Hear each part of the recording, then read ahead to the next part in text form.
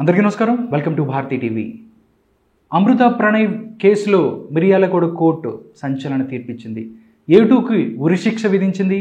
అదేవిధంగా మిగతా వాళ్ళు ఎవరైతే ఈ కేసుకు సంబంధించిన వాళ్ళకి ఏదైతే ఉందో వాళ్ళందరికీ కూడా యావజ్జీవ కారాగార శిక్ష విధించింది. అసలు ఈ తీర్పు పట్ల POW సంధ్య మేడం ఏం చెప్తారు? ఇంకా అమృత మీద విమర్శల వర్షం ఇంకా కురుస్తూనే ఉంది. ఎందుకు అమృతని ఇంకా టార్గెట్ చేస్తున్నారు?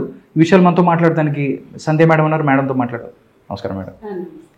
మేడం, మిర్యాలగూడ అమృత ప్రణయ్ కేసుకు సంబంధించి మీరు ఒకసారి చూస్తే నిజంగా అమృతకి మీరు ఆ టైంలో ఎప్పుడైతే ప్రణయ హత్య ఎప్పుడైతే జరిగిందో మీరు బాసటగా నిలిచారు. నిజంగా ఈరోజు ఏదైతే తీర్పు వచ్చింది, సంచలన తీర్పు వచ్చింది, దాని మీద మీరు సంతృప్తిగా ఉన్నారా? ఏం చెప్తారు మేడం? క్రూరమైన హత్య ఈ సమాజంలో జరిగింది. అప్పుడప్పుడే ఉత్తరాది నుండి ప్రారంభమైనటువంటి సోకాల్డ్ పరువు హత్యలు దక్షిణాదికి పాకాయి. అంతకుముందు మంతెన మధుకరు, నరేష్ కోనగిరి నరేష్, ఇవి ఘటనలు జరిగే దాని మీద చర్చ జరుగుతుంది. మేము ఆర్టికల్స్ రాసాం. అప్పటికే నేను కుల దురహంకార హత్యలు, కుల పితృస్వామిక దురహంకార హత్యలు అని ఒక ఆర్టికల్ రాశాను. వాటి మీద చర్చ జరుగుతుంది. ముఖ్యంగా దళిత సంఘాలు చాలా పెద్ద ఎత్తున మధుకర ఘటన మీద నిరసన వ్యక్తం చేశాయి. ఆ చర్చ సమాజంలో జరుగుతుండగానే చాలా షాకింగ్గా ప్రణయ్ ఘటన జరిగింది. అది ఒక రకంగా కుదిపేసింది, బాగా చర్చనీయాంశం కూడా అయింది. సమాజం నీలోన చీలిపోయి మధుకర్ అప్పుడు, నరేష్ అప్పుడు జరగని ఒక చర్చ ప్రణయ్ అమృత ఇష్యూలో జరిగింది. సగంగా చీలిపోయి మారుతీరావు పక్షం వహించడం, మారుతీరావు అనుకూలంగా ర్యాలీలు తీయడం, వైశ్య సంఘాలు అతన్ని అరెస్ట్ చేయొద్దని డిమాండ్ చేయడం, ఇటువంటివన్నీ జరిగినాయి. ఆ అమ్మాయి మీద విపరీతమైన ట్రోలింగ్, చనిపోయిన ప్రణయ్ మీద కూడా ట్రోలింగ్. ఎక్కడైనా మనిషి చనిపోతే ఒక కన్సర్న్ అన్నా ఉంటుంది, అయ్యో అని. ఒక్కళ్ళైనా మారుతీరావు బతుకున్న అమృత ఎంత అల్లారుముద్దుగా మారుతీరావు పెంచడం మాట్లాడారు, కానీ ప్రణయ్ని ఎంత అల్లారుముద్దుగా తల్లిదండ్రులు పెంచారు అనేది ఎవరు మాట్లాడారు. వాళ్ళ వీడియోలు చూసినా చూసినా మనకు అర్థమవుతుంది. వాళ్ళని చూస్తే అమృత ఎంత ముద్దుగుందో ప్రణయ్ అలాగే ఉన్నాడు. ప్రణయ్ కూడా అల్లారు ముద్దుగా వాళ్ళ అమ్మ నాన్న పెంచారు. బాలస్వామి ప్రేమలో చాలా సంస్కారవంతులు వాళ్ళు. అంత బాగా పెరిగాడు. ఆ అబ్బాయిని చంపాడని ఒక్కళ్ళు కూడా మాట్లాడారు అన్ని ట్రోలింగ్స్ లో. అంటే దళిత సంఘాలు, ప్రజా సంఘాలు మాట్లాడడం వేరు. నిజం చెప్పాలంటే చనిపోయిన మూడో రోజు వాళ్ళ తమ్ముడు రావాలి కాబట్టి రెండో రోజు ఈవినింగ్ వచ్చింది బాడీ. మూడో రోజు అంత్యక్రియలేని. అసలు ఆ శివయాత్రే లక్ష మందికి పైగా వచ్చారు. అంటే ఏ పెద్ద రాజకీయ నాయకుడు చనిపోయినా అంత జరగదు. అంత మంది నిరసన వ్యక్తమైంది. అంటే ప్రజా సంఘాలు, ఉద్యమకారులు, కుల సంఘాలు, కుల నిర్మూలన కోసం పోరాడే సంఘాలు నడుం కట్టుకుని నిలబడ్డాయి. సో ఆ క్రమంలో సమాజం నిలువున చేరిపోయి పెద్ద చర్చ, ప్రతి దాడి, ఉద్యమాలు జరుగుతుండగా పోలీసు శాఖ ఎంటర్ అయింది. మొదట్లో చాలా చాలా వినపడ్డాయి మాకు. దాని మీద కూడా ఎక్కడికక్కడ స్టీఫెన్ రవీంద్ర నుంచి, రంగనాథ్ నుంచి, DSP శ్రీనివాస్ ఉండేవాళ్ళు. అక్కడ ఉన్న CI వరకు చాలా ప్రెషరు, చాలా వర్క్, చాలా కంటిన్యూస్ పర్సుయేషన్ చేశాం. కుల నిర్మూలన సంఘాలు కూడా చేశాయి. దాని మీద అనేకం. అప్పుడు ఊసాంశరావు గారు కూడా బతుకున్నారు. అప్పుడు ఊసా గారు, మేము గవర్నర్లను కలిసి, హోమ్ మినిస్టర్ అప్పుడు నాయన నరసింహారెడ్డిని కలిసాం. అట్లా ఒక పెద్ద ఐక్య కార్యాచరణ సాగుతున్న కాలంలో విచారణ ప్రారంభమైంది. ఏతావాత నేను చెప్పేది ఏంటంటే, మొదటిసారి ఒక హత్య పట్ల సానుభూతి లేదా ఎంపతి ఉండాల్సిన చోట హత్యని ఆమోదించడం, హంతకుల పట్ల హంతకులకు అభినందన తెలియజేయడం, హంతకుల పక్షాన నిలబడడం. అతను విడుదలయ్యి వస్తే అతనికి నీరాజనాలు పట్టి, హారతులు పట్టి, నీరాజనాలు పలికి, శాలువాలు కప్పి ఊరేగించడం, ఇవన్నీ కూడా చాలా భయంకరంగా అనిపించింది. అంటే చాలా అవాంఛనీయమైనటువంటి పరిణామాలను మనం చూసాం. చాలా మంది ఇంకొకళ్ళు ధైర్యం చెయ్యరు ఇటువంటి కులాంతరివాలు చేసుకోవడానికి. ఇది చెంపపెట్టు. కులాంతరివాలు చేసుకునే వాళ్ళు ట్రాప్లు వేస్తున్నారు అమ్మాయిలకి, కింద అబ్బాయిలు. ఈ ట్రాప్లు వేసి ఇట్లా పెళ్లి చేసుకున్న వాళ్ళు భయపడాలి. బుద్ధి చెప్పాడు, వాడు ఒక హీరో అన్నట్టు అతను హీరోని చేసి ఆడతలు పట్టారు మారుతిరావు. అట్లాగే ఈ హత్యని ఆమోదిస్తూ అభినందిస్తూ ఆ అమ్మాయి రెచ్చగొట్టింది, చేసుకున్నారు. ఆ ఫోటోలు పెట్టడం ఏంటి, ఆ ప్రీ వెడ్డింగ్ షూట్స్ ఏంటని మాట్లాడారు. ఇవాళ ఏ పెళ్లికి వెళ్ళినా కులాలతో ప్రమేయం లేకుండా కాస్త డబ్బున్న వాళ్ళు అయితే ఏ పెళ్లికి వెళ్ళినా వాడు ప్రీ వెడ్డింగ్ షూట్స్ పక్కన స్క్రీన్స్ లో వస్తూ ఉంటాయి, మీరు చూడండి. సో ఇవాళ ఎవరైనా ప్రీ వెడ్డింగ్ షూట్స్ చేసుకుంటున్నారు. మరి ఆ ప్రీ వెడ్డింగ్ షూట్ కూడా అంత ఇష్యూ చేసి అమ్మాయి రెచ్చగొట్టింది అని మాట్లాడారు.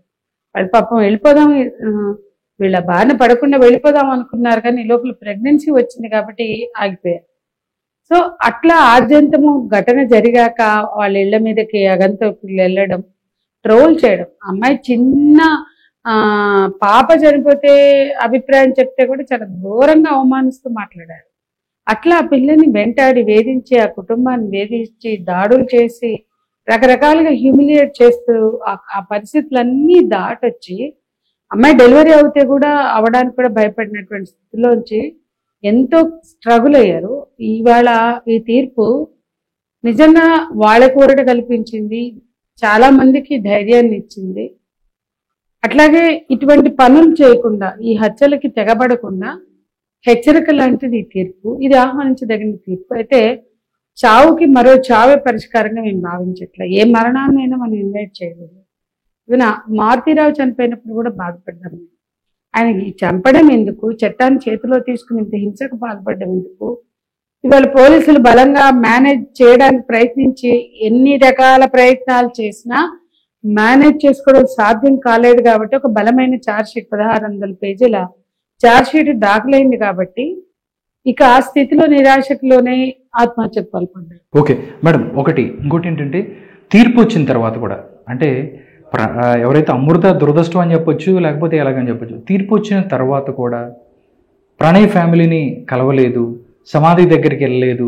అంటే ఎవరైతే బాలస్వామి గారు, హేమవతి ఎవరు ఉన్నారో వాళ్ళు వెళ్ళి నివాళులు అర్పించారు, వాళ్ళు ఏడ్చిన పరిస్థితి, ఆ విజువల్స్ కూడా మనం చూసాం.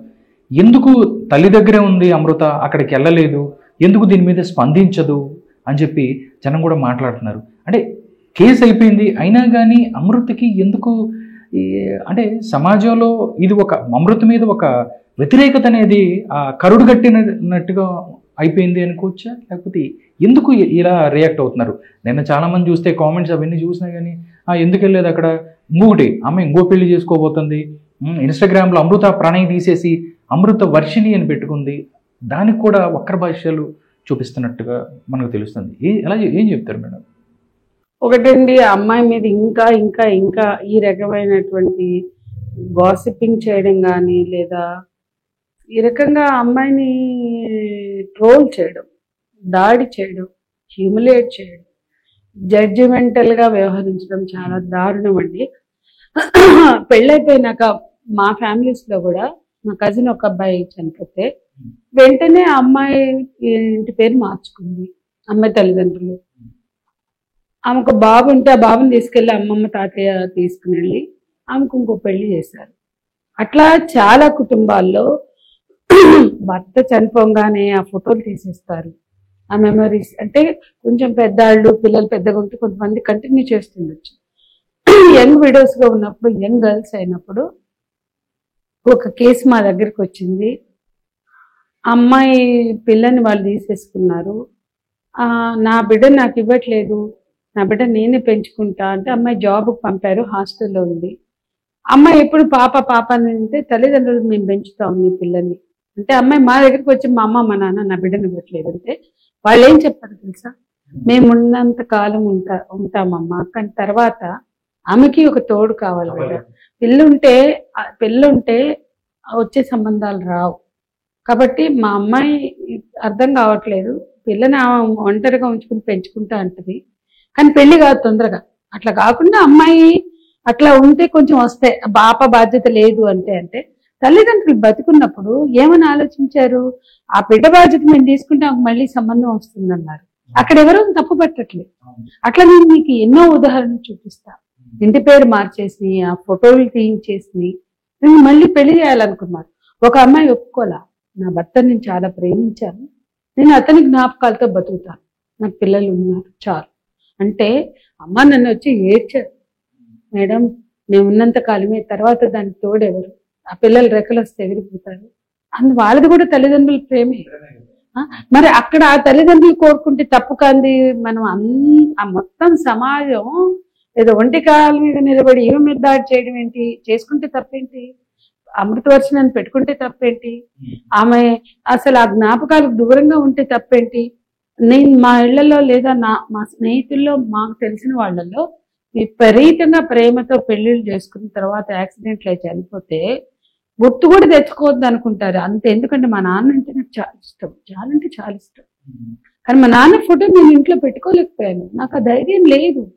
మొదట్లో ట్రై చేశాను, పెట్టుకుంటే నేను కొలాప్స్ అయిపోయాను చాలా రోజులు. మా అమ్మ మా అన్నయ్య వాళ్ళ ఇంటికి వెళ్ళినా, మా తమ్ముడు వాళ్ళ ఇంటికి వెళ్ళినా మా నాన్న ఫోటో ఉంటుంది అక్కడ. ఇప్పుడు అమ్మ కూడా అంటే కొన్నేళ్ళ తర్వాత అలవాటు పడ్డా. మొదట్లో ఆ ఫోటో కూడా తీసేసేవాళ్ళు, అంటే నేను ఏమైపోతానో అని. అంటే ఫోటో చూడడానికి నేనెందుకు భయపడ్డా, దాంట్లో ఏ రాజకీయాలు ఉన్నాయి, దాంట్లో ఏ కుళ్ళు కుచితాలు ఉన్నాయి.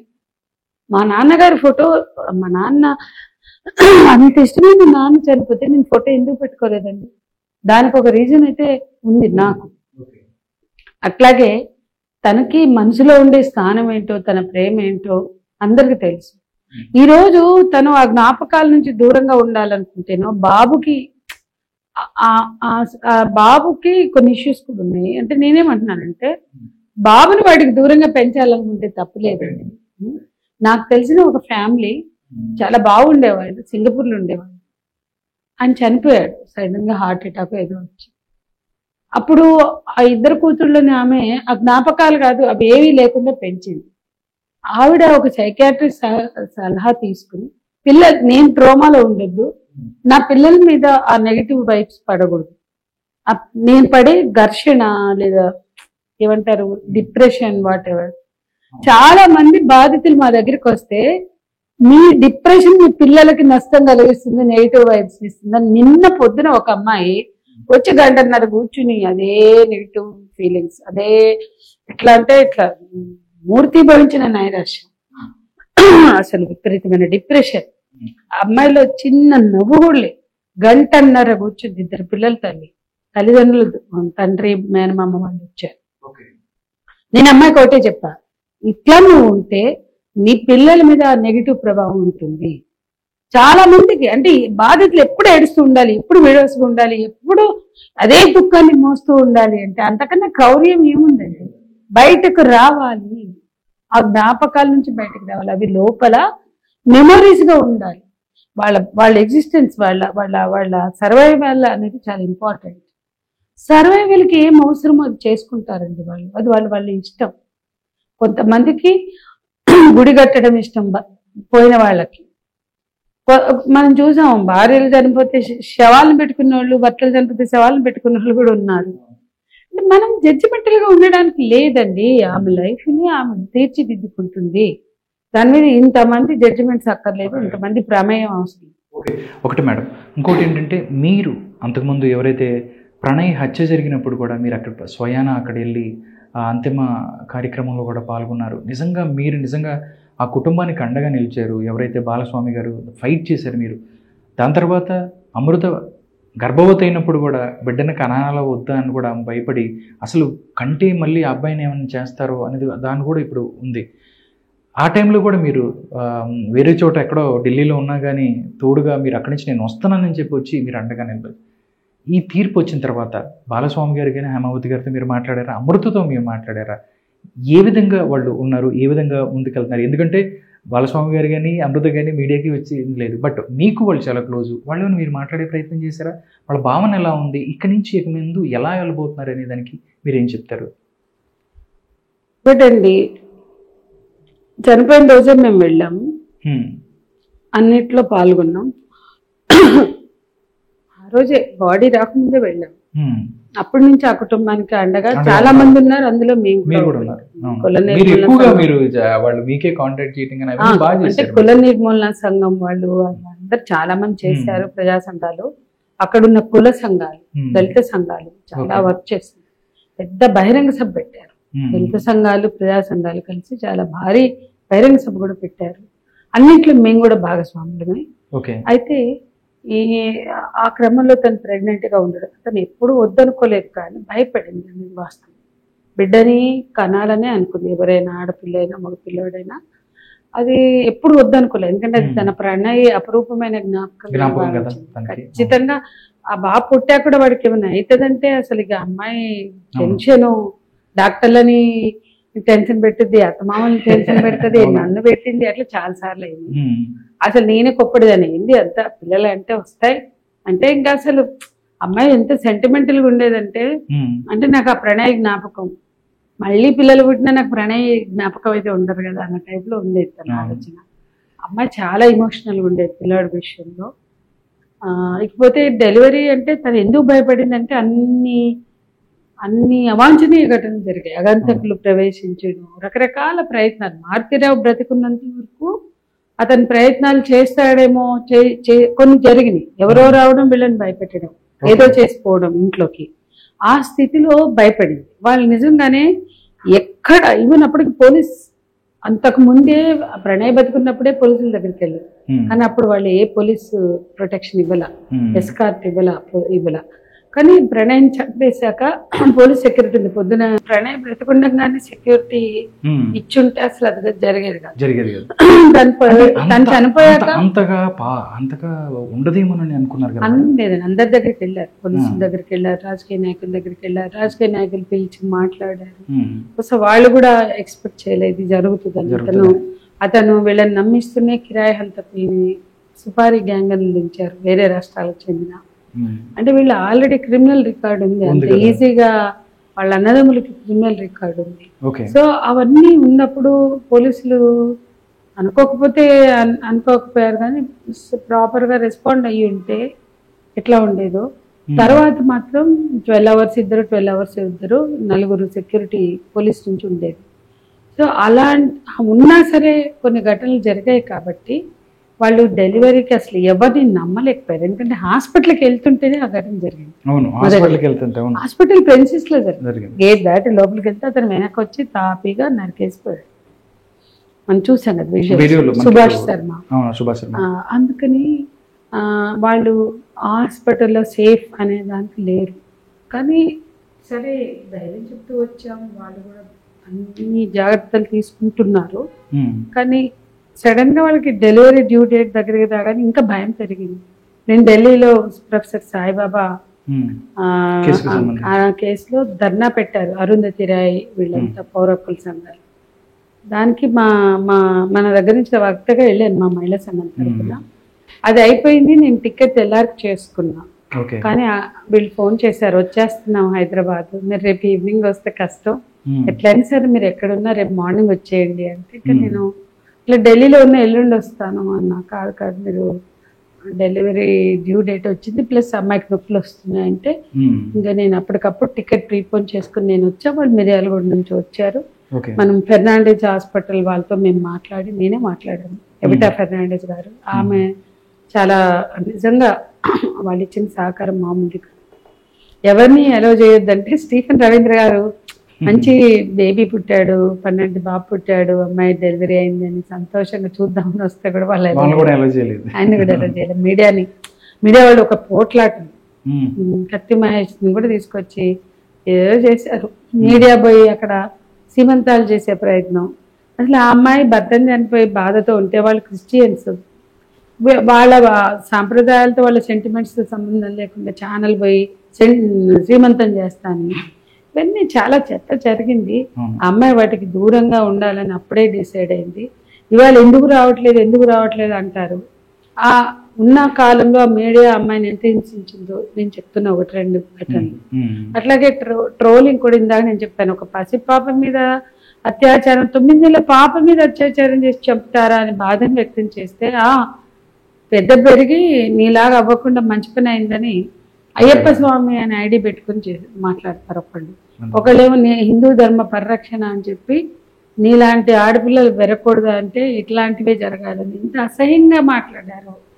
చాలా గలీజ్గా మాట్లాడారు ఆ పాపని. అసలు ఒక దశలో ఆ ట్రోలింగ్ చూసి నేను మా మహిళా ట్రాన్స్జెండర్ సంఘాల జేఏసీలో ప్రతిపాదన చేశాను. ఉమ్. ఈ బాధితులు ఎదుర్కొనే ట్రోలింగ్ మీద వాళ్ళు సరే మాకంటే లేదు మాకు అవును ఏదో ఈ అంటానే ఉంటారు ఫేస్బుక్ లో కానీ అట్లా కానీ. అయితే నేను వాళ్ళని పిలిచి యాక్చువల్గా నేను బాధితులతో ఎప్పుడు ప్రెస్ మీట్లు పెట్టాను. బాధితుల కన్నీళ్ళని జూమ్ చేసి మేము ఉద్ధరిస్తున్నామని పక్కన కూర్చుని మాట్లాడడం నాకు చాలా హేట్రెడ్.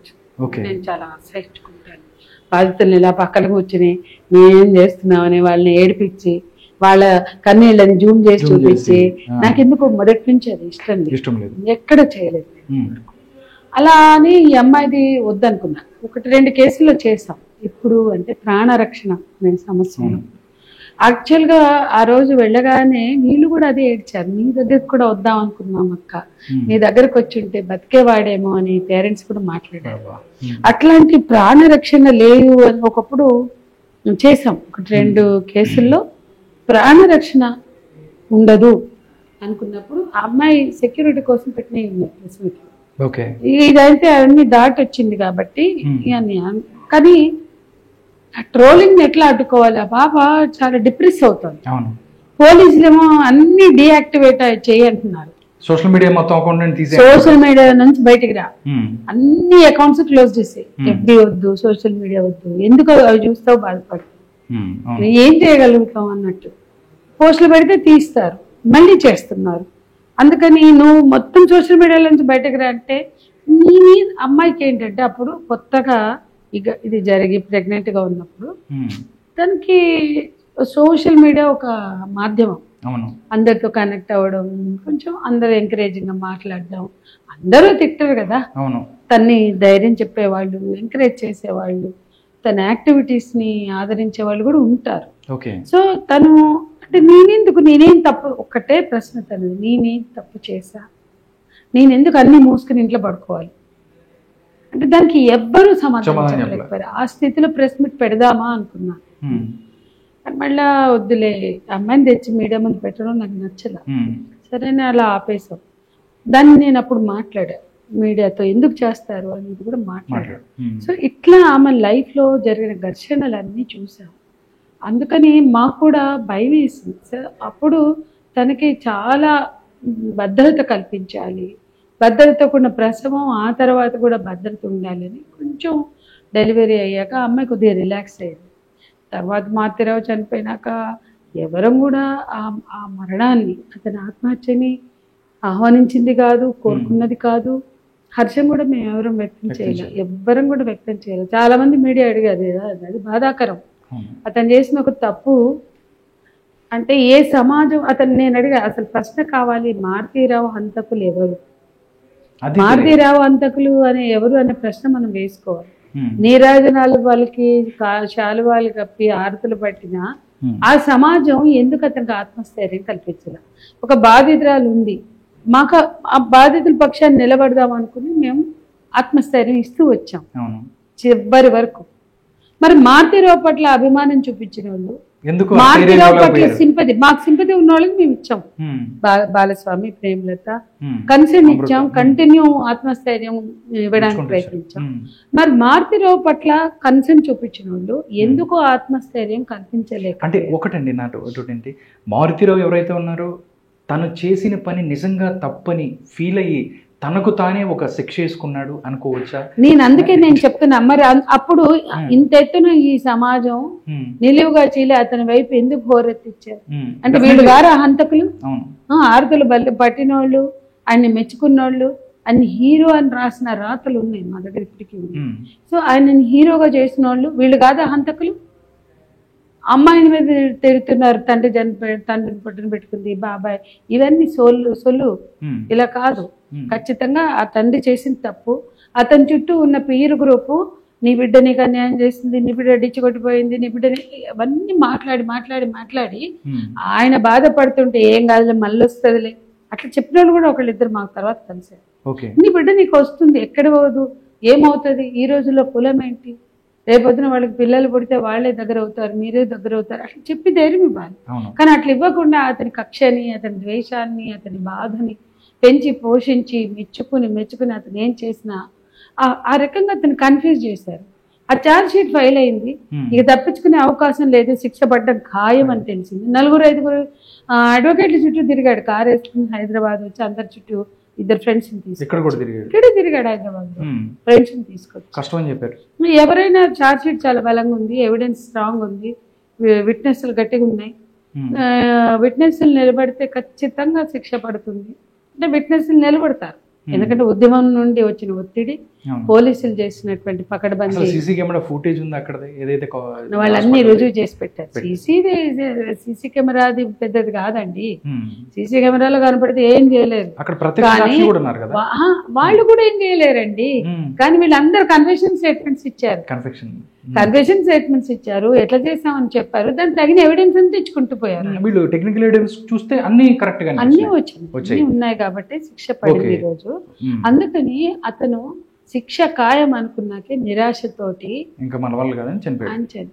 ఒకటండి, మిగతాది ఓకే, మీరు ఆడవాళ్ళ తరపు నుండి ఫైట్ చేస్తున్నారు, కానీ నిన్న ఏదైతే తీర్పు వచ్చినప్పుడు A6గా ఉన్న శ్రావణ్ కూతురు అక్కడ ఏడుస్తూ మా నాన్న తప్పు చేయలేదని మాట్లాడుతున్నారు.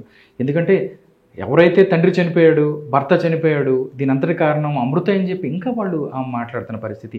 కుటుంబంలో 6 సంవత్సరాలైనా ఇంకా శ్రవణ్ మీద A6 ఎవరైతే శ్రవణ్కి యావజ్జీవ కారాగార శిక్ష పడింది, ఇప్పుడు కూడా ట్రోలింగ్, మీ నాన్న చంపేశావు, ప్రణయ్ చనిపోయాడు, బాబాయ్ని యావజ్జీవ కారాగార శిక్ష, కుటుంబాన్ని చల్లా చెదర చేసావు ఇంకా మాట్లాడుతున్నారు. శ్రావణ పాత్ర గురించి ఏం చెప్తారు, మీరేం చెప్తారు? కుటుంబం చెల్లా చెదరవడానికి మారుతీరావు శ్రవణ్ కలిసి చేసినటువంటి ఒక దుర్మార్గమైన హత్య మాత్రమే కారణం. దానికి అమృత అసలు కాదు, అమృత పెళ్లి చేసుకుంది, తన బతికేది. బాబు పుట్టాక వెళ్ళిపోయేవాళ్ళు వాళ్ళు. అసలు వీళ్ళకి ఏ రకమైన డిస్టర్బెన్స్ ఉండేది, వీళ్ళ వ్యాపారాలకి, వీళ్ళ బతుకులకి, వీళ్ళ జల్సాలకి, వీళ్ళ సరదాలకి ఏముండేది కాదు. కానీ చంపబట్టి హంతకులుగా సమాజం ముందు నిలబడ్డారు, పోలీసు వ్యవస్థ ముందు నిలబడ్డారు. ఇంట్రాగేషన్ల ముందు నాకు తెలియదు అన్నాడు, వీళ్ళు గట్టిగా మాట్లాడే వరకు బోర్ని ఏడ్చి నిజం చెప్పేశాడు. ఆయన మారుతీరావే చెప్పేశాడు. కాబట్టి దానికి తగిన సాక్ష్యాధారాలు కూడా దొరికింది. నేనేమంటున్నా అంటే, క్రూరమైన హత్య చేసినప్పుడే మీ కుటుంబం గురించి ఆలోచించుకోవాల్సింది. అప్పుడు కులం, పగలు అన్నీ వచ్చాయి మీకు. కాబట్టి నేనేమంటున్నా అంటే, అందులో ఎందుకున్నాడు శ్రవణే కదా, అతను డ్రైవర్ కూడా ఉన్నాడు ఆ సముద్రాల శివాని. ఇంతమంది ఎందుకు జోక్యం చేసుకున్నారు? సుబారీ గాంగ్ ఉన్నారు, 3-4 ముస్లిమ్స్,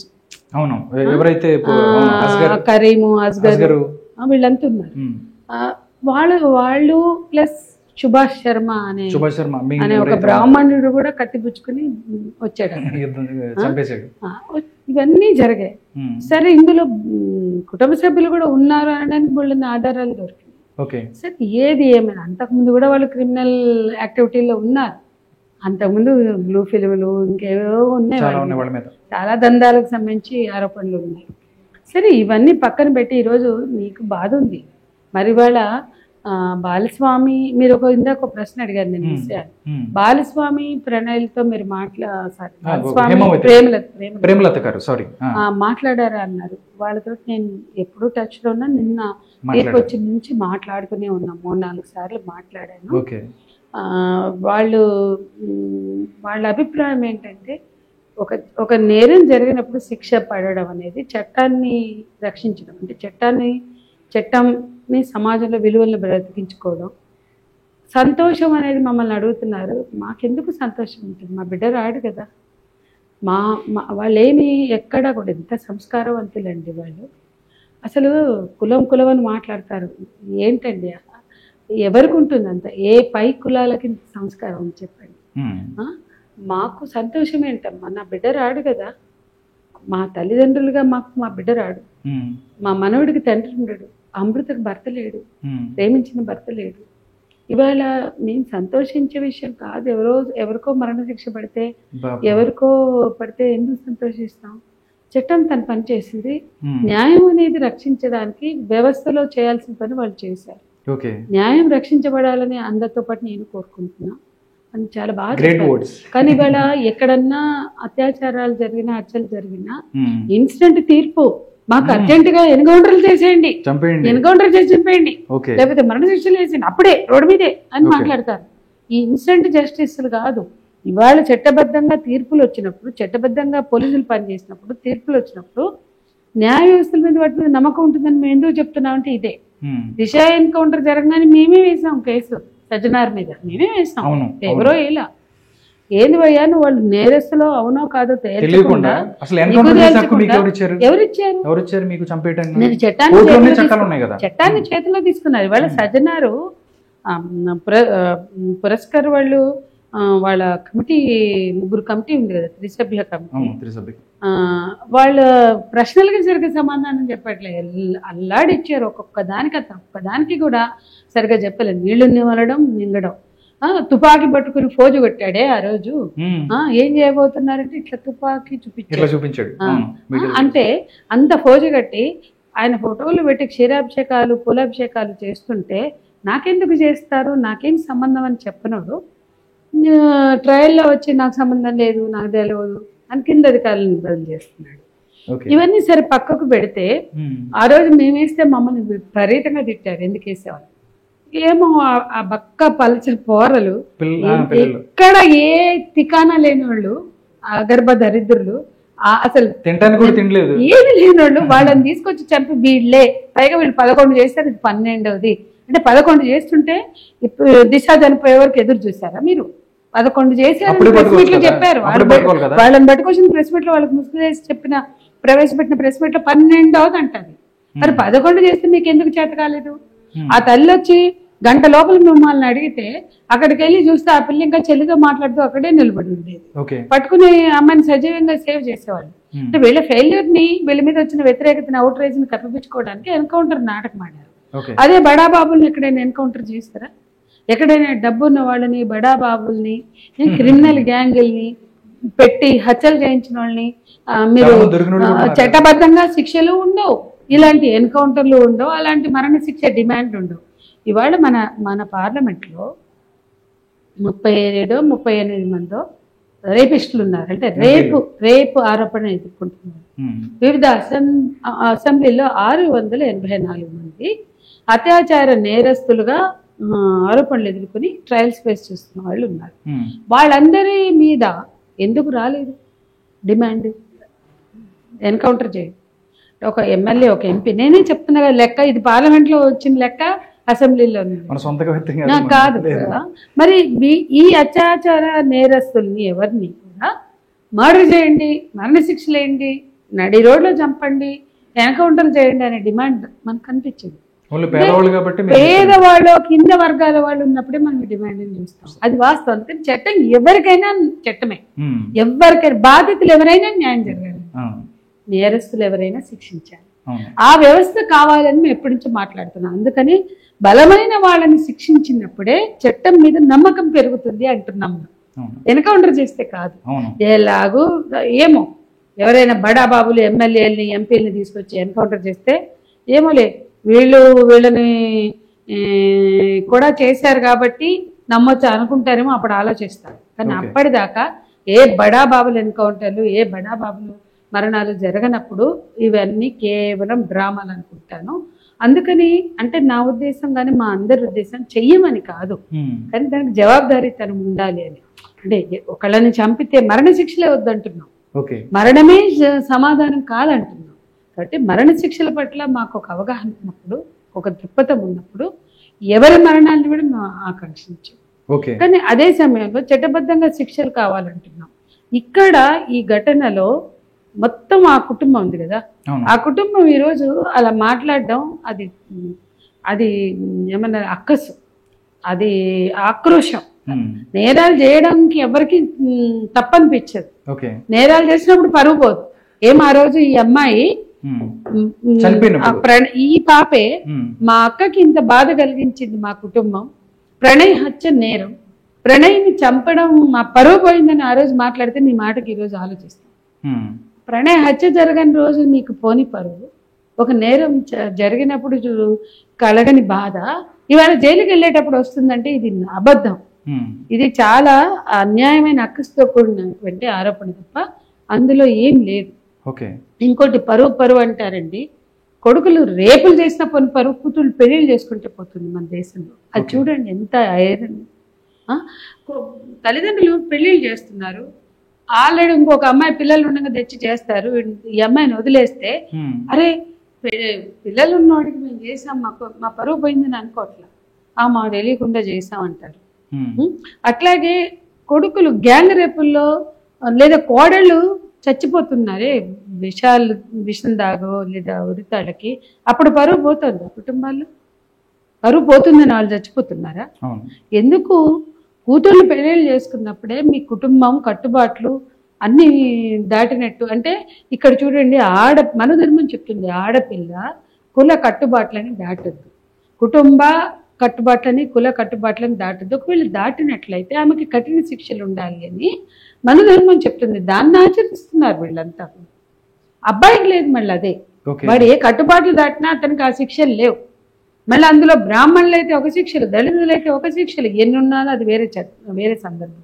కానీ నేను ఇక్కడ ఏమంటున్నానంటే ఆడపిల్ల మీద ఈ ఆంక్షలు ఎందుకున్నా, అమ్మాయి పెళ్లి చేసుకున్నప్పుడే ఎందుకు పరువు పోతుంది అనే దాన్ని వెతకాలి. అబ్బాయిలు కింది కులాల అమ్మాయిని పెళ్లి చేసుకుంటామని చెప్పి మోసం చేసి వదిలేస్తే పరువు పోట్ల, రేపులు చేసే పోట్ల. కింది కులాల అమ్మాయిల్ని రేప్ చేస్తే ఏ తండ్రి వచ్చి మా వాడు కింది కుల అమ్మాయిని రేప్ చేశాడు మా పరువు పోయిందని చెప్పాడా? ఎక్కడైనా చెప్పాడా? దళితుల మీద అత్యాచారాలు చేసిన ఘటనల్లో ఆధిపత్య కులాలు ఉన్నాయి, మరి అప్పుడు మీకు పరువు ఎందుకు పోలా? రేప్ అనేది చాలా హీనియస్ క్రైమ్. అంటే ఒక హీనియస్ క్రైమ్ చేస్తే పరువు పోదు మీకు, రేపులు చేస్తే మగవాళ్ళని ప్రూవ్ అయింది మీకు, మా కొడుకులు మగవాళ్ళే అని. లేకపోతే ఏమనుకోవాలి? మొత్తం ఆస్తులు అమ్మాయినా డబ్బులు జమేసైనా లాయర్ చుట్టూ తిరిగి బెయిల్ చేస్తారు. కానీ మా కొడుకు మా రేప్ చేసి గ్యాంగ్ రేప్ చేసి మా ఇజ్జత్ తీసాడని చంపిన తల్లిదండ్రులు నేను ఇంతవరకు చూడలేదు, కొడుకులు. కానీ కూతుళ్ళని చంపిన తల్లిదండ్రులు 9 మన తెలంగాణ. మొన్ననే కదా ఎల్బీ నగర్ లో కానిస్టేబుల్ చంపాడు తమ్ముడు. ఎందుకు? దళితుడిని ప్రేమించింది. భార్గవి ఘటన చూసాం కదా, నాయనమ్మ కళ్ళల్లో ఆనందంగా చేశాడట. చూడండి, ఇక్కడ ఆడవాళ్ళైతే చంపమనరు, ఆడవాళ్ళైతే ఆధిపత్య భావజాలంతో ఉండరని మనం అనుకోకర్లా. నాయనమ్మలైనా అమ్మలైనా వాళ్ళు కూడా ప్రేరేపించవచ్చు ఈ హత్యల్ని. ఎందుకంటే కులం అంత బలమైన విషయం, జెండర్ అనేది అంత బలమైన ఫ్యాక్టర్. ఓకే, ఇంకోటి మేడం, సాంప్రదాయవాదులు కొంతమంది కొన్ని కూడా మాట్లాడుతున్నారు. ఎందుకంటే మీరు ఇందాక మాట్లాడారు, ఎవరైతే దళితులు సంబంధించి అంటే చంపిన వాడిది తప్పు అని చెప్పి అందుకే మళ్ళీ వాడిని చంపేయండి అంటున్నారు, ఇదేంటి అనేది ఒకటి. దాంతోపాటు ఎవరైతే డబ్బులు లేని దళిత యువకులు తమ కింది కులాల్లో 59 ఉపకులాల్లో చాలా కులాలు ఉన్నాయి, వాళ్ళని ఎవరన్నా ప్రేమించి పెళ్లి చేసుకోవచ్చు కదా, అగ్రకులాల అమ్మాయిలని పెళ్లి చేసుకున్న డబ్బు ఉందనా లేకపోతే ఎందుకు అని కూడా ఇలాగా ఒక వితండవాదంతో మాట్లాడుతున్నారు. ఏం చెప్తారు సంధ్య? ఇది జరుగుతుందండి. ఇప్పుడు నేనేమంటున్నా అంటే ఏ ప్రేమకైనా ప్రాతిపదిక పరస్పర విశ్వాసం, నమ్మకం, గౌరవం. ఏ ప్రేమకైనా అది కులం చూసుకుంటున్నారా, గోత్రం చూసుకుంటున్నారా, మతాన్ని చూసుకుంటున్నారా, క్లాస్ని చూసుకుంటున్నారా కాదు. కానీ పరస్పర విశ్వాసం, గౌరవం, తమ కాళ్ళ మీద తాము నిలబడేటువంటి ఒక ఆత్మస్థైర్యం ఆ జంటకు ఉందా లేదా, ఆ ప్రేమికులకు ఉందా లేదా, సమాజం అడ్డొచ్చినా, కుటుంబం ఒప్పుకోకపోయినా, అనేక ఆర్థిక ఇబ్బందులు వచ్చినా నిలబడగలిగే సత్తా మాకుందా లేదా, ఆ పరిపక్వత ఉందా లేదా, ఆ మెచ్యూరిటీ, అట్లాగే ఆ సహనం. అంటే వాళ్ళు ఎంతోమంది ప్రేమికులు ప్రేమ వివాహాలు కులాంతరాలు చూసుకుని చాలా కష్టపడి స్ట్రగుల్ అయ్యి వాళ్ళ పైకి వచ్చిన వాళ్ళని కూడా మనం చూస్తున్నాం. కానీ దానికి భిన్నంగా ఈరోజు ఉత్తరాదిన మొదలైన పరువు హత్యలు, సోకాళ్ళు పరువు హత్యలు మేము అనం, కానీ అక్కడ కాప్ పంచాయతీలు చేస్తారు. ఎక్కడి నుంచి వచ్చినాయి ఇవి అంటే నార్త్ లో ఎలోపింగ్ కేసెస్లో, అంటే లేచిపోయిన కేసులు అంటారు కదా, ఆ కేసులో కానీ ప్రేమ వివాహాలు చేసుకున్న కేసులో కానీ వెళ్ళిపోయిన వాళ్ళని కానీ పెళ్లిళ్ళు చేసుకున్న వాళ్ళని కానీ తీసుకొచ్చి కాప్ పంచాయతీలు చేశారు. యూపీ, మధ్యప్రదేశ్, బీహార్, బెంగాల్, రాజస్థాన్, ఒక గుజరాత్ మినహా చాలా వచ్చినాయి. గుజరాత్లో కూడా జరిగేవి కానీ మన దృష్టికి రాలా. రాజస్థాన్ ఒకటి ఈ హత్యలకు వ్యతిరేకంగా, ఈ పరువు హత్యల వ్యతిరేక నిషేధ చట్టం కూడా చేస్తుంది రాజస్థాన్ కాంగ్రెస్ హయాంలో. ఇవాళ ఆ చట్టాన్ని కూడా తీసేసే ప్రయత్నాలు ఇప్పుడు మళ్ళీ అక్కడ ప్రారంభించారు.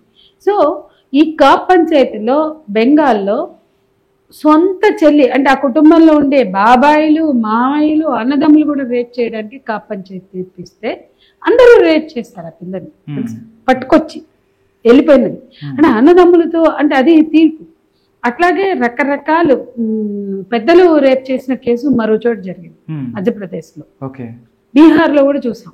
అంటే ఈ కాప్ పంచాయతీల నుంచి పుట్టిన తీర్పులు దేశమంతా పాకింది. వాటికి పరువు హత్యలు అనే పేరు వాళ్ళు పెట్టారా, మీడియా పెట్టిందా, వాటికి పరువు హత్యలని ఆ పదం వాడొద్దు. ఈ దురహంకార హత్యలు, కులమా, పితృస్వామ్యమా, మతమా, ఇవన్నీ దురహంకార హత్యలు.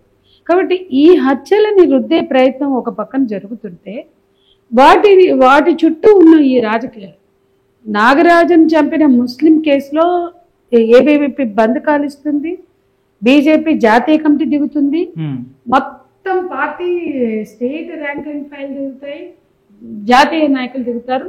ఇమీడియట్ గా ఆ పాపకి, ఆ కుటుంబానికి, నాగరాజు కుటుంబానికి నష్టపరిహారము, హాన్రోరింగ్లు అన్ని వాళ్ళే పార్టీలుగా ఇచ్చారు. మరి 128 జరిగాయి. వాటిల్లో కూడా ఇవ్వచ్చు కదా, వాటిని కూడా ఖండించవచ్చు కదా. అక్కడ మారుతిరావుకు సపోర్ట్ చేస్తారు, ఇక్కడ రామకృష్ణన్ చంపిన అతని తండ్రికి గౌడ్ వాళ్ళకి చేస్తారు. అది నాగరాజ్ అయిన 1 వీక్ లోపలే సుల్తాన్ బజార్, మన బేగం బజార్లో నీరజ్ పన్వార్ అనే అబ్బాయి, చిన్న బాబు తండ్రి, 20 రోజులు బాబు తండ్రి చంపేశారు. చిన్న చంటి బిడ్డ, రోజుల బిడ్డ తండ్రిని. మరి దానికి రాజాసింగ్ ఇక్కడికి వచ్చాడు, మేము వెళ్ళిన రోజే వచ్చాడు నాగరాజు వాళ్ళ ఊరికి. మరి సుల్తాన్ బజార్కి, అదే బేగం బజార్కి ఎందుకు వెళ్ళాలా? వాళ్ళందరూ అతని నియోజకవర్గం, అతనికి ఓట్లు వేసిన వాళ్ళు. బేగం బజార్ అతని నియోజకవర్గం, తన నియోజకవర్గంలో ఒక కుల దురహంకార హత్య జరిగితే బీసీలు దానికి సందర్శించలా. మేము కొంచెం లేట్ వెళ్ళాం, 3వ రోజు 5వ రోజు వెళ్తే రాజాసింగ్ రాలేదని అందరూ చెప్పారు.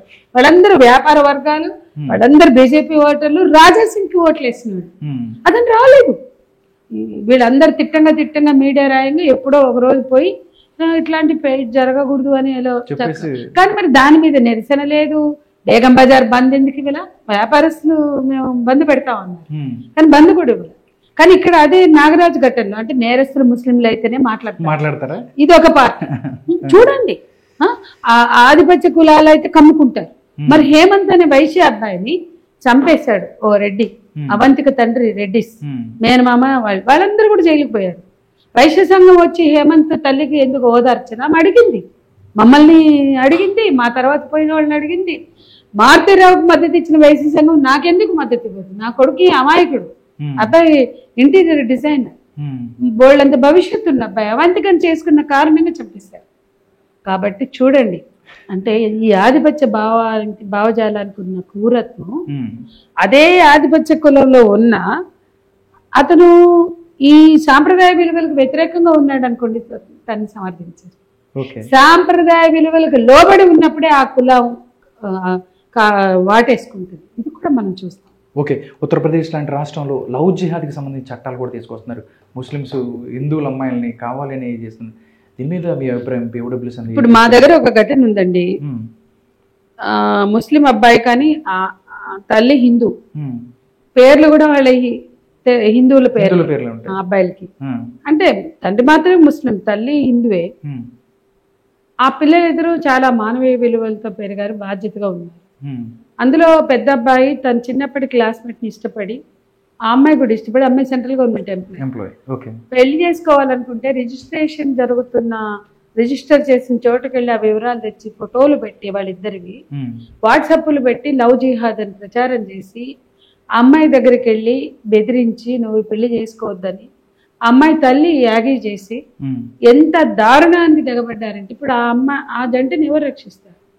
దాంట్లో పరివారాలు, సేనలు, పరిషత్తులు అన్ని జోక్యం చేసేసుకున్నాయి. మా కళ్ళ ముందు ఉన్న ఘటన.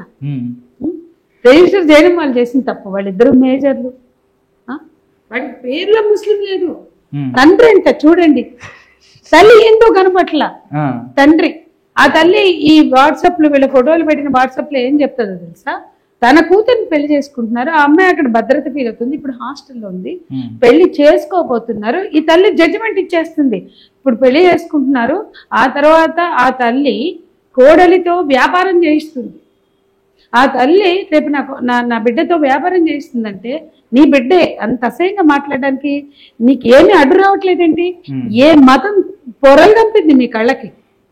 ఏ మతం ఇంత అసహ్యంగా మాట్లాడిస్తుంది? నీ బిడ్డ అక్కడ పెళ్లి చేసుకుంటుంది, కానీ అవతల అమ్మాయి హిందూ స్త్రీ, ముస్లింలు చేసుకుందన్న ద్వేషంతో వాళ్ళు బాగున్నారు. వాళ్ళు ఇంటర్ఫేత్ మ్యారేజ్ చేసుకుని చక్కగా ఉన్నారు, అందరికీ ఆదర్శవంతంగా ఉన్నారు. దర్ ఆల్ వాళ్ళు చక్కని ఐడియల్ కపుల్, పిల్లల్ని కూడా అంత బాగా పెంచుకున్నారు. ఓకే, కానీ వాళ్ళ మీద అంత బురద ఎందుకు జల్లుతున్నారు? వాళ్ళని ఎందుకు బెదిరిస్తున్నారు? వాళ్ళని ఎందుకు భయపెడుతున్నారు? వాళ్ళ ఫోటోలు వాట్సాప్లో ఎందుకు తిప్పుతున్నారు? చూడండి ఇంత క్రౌర్యం. అంటే లవ్ జిహాద్ ఇక్కడ లేదేమో కానీ అది తేవడానికి ఎంత ఉత్సుకతతో ఉన్నారో మనం చూస్తున్నాం. కాబట్టి చాలా భయంకరంగా మతపరమైన చిచ్చులు, కులపరమైన చిచ్చులు పెంచి పోషించే పాలకులు ఇవాళ దేశంలో అధికారంలో ఉన్న కారణంగా ఆ విలువల్ని రాజ్యాంగం వద్దు మన ధర్మ భావజాలం తెస్తామంటున్నారు. మన ధర్మం ఘోష ఇదే. మన ధర్మం రాజ్యాంగ విలువల్ని కాదంటుంది. రాజ్యాంగ విలువలన్నీ కాలదన్ని మనోధర్మ విలువలు వస్తే ఈ హత్యలే రేపు మనం చూడబోయేది. ఓకే సంధ్య మేడం, లాస్ట్ ఒకే ఒక ప్రశ్న అడుగుతాను. ప్రతి ఒక్కళ్ళు జీవితంలో పెళ్లి చేసుకున్న తర్వాత ఏదైనా ఇబ్బంది జరిగి ఏదైనా భర్త భార్య చనిపోతే వాళ్ళు ఇంకొక కొత్త జీవితం కోసం ముందుకెళ్తాం, తప్పులేదు. బట్ అలాంటి పరిస్థితుల్లో అలాంటి స్టెప్తోనే అమృత వస్తే కొత్త జీవితాన్ని ప్రారంభించాలి అనుకుంటే మీరేం చెప్తారు? ఒకవేళ అలాగ ముందుకెళ్ళాలన్నా కానీ ఈ సమాజం మళ్ళీ టార్గెట్ అయ్యే అవకాశం ఉందంటారా? వాళ్ళకి మీరేం చెప్తారు? అమృతకి మీరేం చెప్తారు? ఇలాంటి కొత్త జీవితాన్ని ప్రారంభించాలి అనుకుంటే మీరు సపోర్ట్ చేస్తారు? ఇప్పటి వరకు మా దగ్గరకు వచ్చిన బాధితులు భర్తలతో విడిపోయినా మళ్ళీ పెళ్లి చేయమని పేరెంట్స్కి చెప్పాం. ముందు వాళ్ళు వద్దంటారు, తర్వాత వాళ్ళు కూడా ఆలోచిస్తారు. అట్లా మళ్ళీ పెళ్లి చేసుకున్న వాళ్ళందరూ కూడా హ్యాపీగా ఉన్నారు. అంటే కొన్ని మళ్ళీ ఫెయిల్ అయినవి కూడా ఉన్నాయి, అవి కూడా వచ్చాయి. సో అవి బై డిఫాల్ట్ వ్యక్తులు తప్పు, కానీ అది ప్రయత్నంలో తప్పు కాదు. సెకండ్ టైం ఫెయిల్ అయిన వాళ్ళు కూడా చూసాం. కానీ అమృతైనా మరెవరైనా మేము మళ్ళీ వాళ్ళకి జీవితం ఉండాలి. సునామీ తర్వాత పోయినోళ్ళు పోంగా బంధువులు, కుటుంబ సభ్యులు పోయినోళ్ళు పోంగా కూడా అక్కడ మళ్ళీ వాళ్ళు బతుకుతున్నారు, మళ్ళీ కుటుంబాలు ఏర్పడుతున్నాయి, మళ్ళీ జీవితం కొనసాగిస్తున్నారు. ప్రాణం పోతే రాదు తప్ప కనీసం ఏ రకమైన కష్టాలు పడినా కూడా బ్రతుకు అనేది బతికుంటే ఏదైనా బతుకు మళ్ళీ తిరిగి పునర్నిర్మాణం అనేదే ఇవాళ సంఘ సూత్రం, సమాజ సూత్రం. కానీ ఈ విలువలు ఒప్పుకోవేమో కానీ, అంటే ఈ సాంప్రదాయ ఫ్యూడల్ కన్సర్వేటివ్ విలువలు ఒప్పుకోవేమో కానీ సంఘ ప్రకృతి, తుఫాను, ఉప్పెనలు తర్వాత మళ్ళీ నిర్మాణం లేదా, మళ్ళీ జీవితం లేదా ఉంటది కదా. అంటే తుఫాన్ల తర్వాత, ఉప్పెన్ల తర్వాత, ప్రళయాల తర్వాత కూడా జీవితం ఉన్నట్లే వాళ్ళ జీవితంలో కూడా ఒక ప్రళయం వచ్చింది, ఒక విషాదం వచ్చిన తర్వాత పునర్నిర్మాణం ఉండాలి, పునర్జీవితం ఉండాలి. అదే వాస్తవం, అదే ప్రకృతి ధర్మం. కాబట్టి అదే అమృత అయినా మరెవరైనా వాళ్ళ జీవితం కొనసాగించాలి, అది ప్రకృతి ధర్మం అని చెప్తున్నా. రెండోది ఏంటంటే ఇక్కడ ఇతర కుటుంబాల్లో జరిగినప్పుడున్న యాక్సెప్టెన్స్ అమృత లాంటి వాళ్ళకి లేకపోవడం అనేది చాలా దురదృష్టకరం, చాలా బాధాకరమైనది. ఎందుకంటే రేపు ఇప్పుడు కూడా మొదలైందండి ఆల్రెడీ రెండో పెళ్లి.